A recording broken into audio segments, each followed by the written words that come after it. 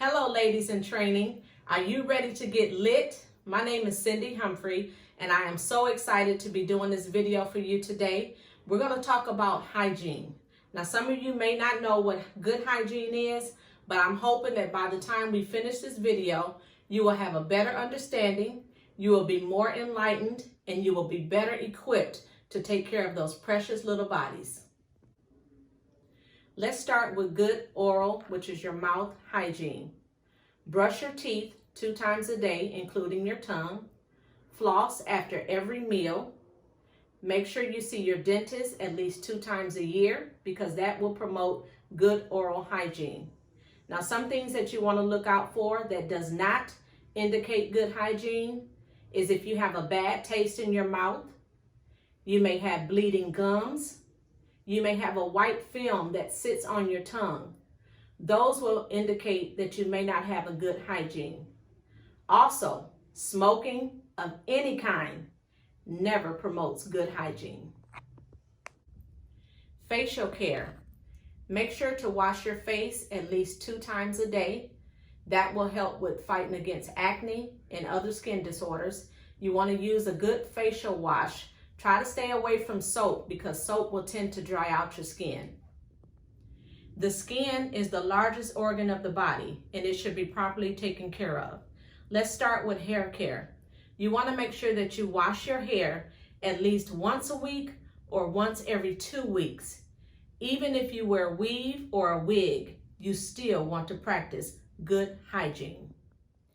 Now let's talk about showering and bathing. You want to keep your pH balance leveled. You want to make sure that you shower and bathe every day, that you wear clean clothes every day, and that you also are careful about what you're eating, the perfumes that you wear, and even the detergents that you use. Any of these can be factors to throw off your pH balance, which in turn will not promote good hygiene. Underarm care. Wash daily with soap and water. Use deodorant.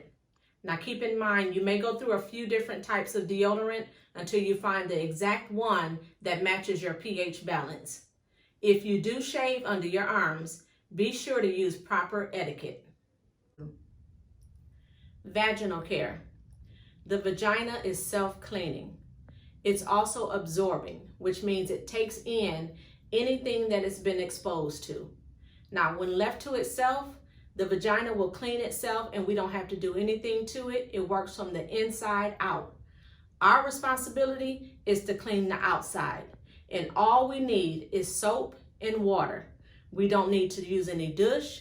We don't need to do anything with any fragrances or add any chemicals to it. Because when we do that, again, it throws off our pH balance, which can actually assist with causing some infections or irritation in the vaginal area. The vagina, when it cleanses itself, it will produce a natural, odorless, colorless discharge. That is what it's supposed to do. It's always good to wipe front to back when using the restroom.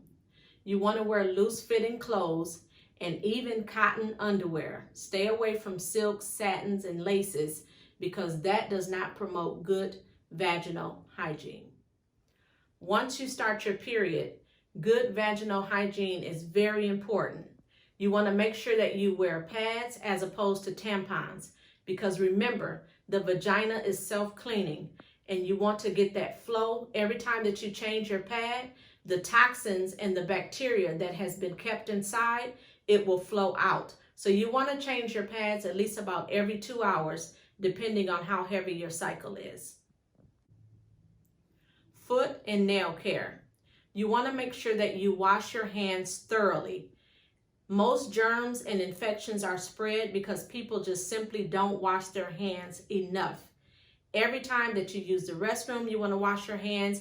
Every time that you get ready to touch a doorknob, you want to think about the germs that have been spread. So you want to make sure that you're washing your hands and you're doing your part that you don't spread any germs.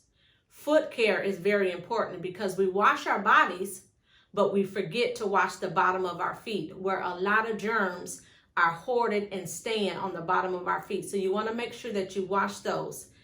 Good foot care and good hand care are very important when it comes to good body hygiene. These are some of the ways to get and keep good hygiene. I hope that you have learned and will apply some of these simple practices in your daily good hygiene routine.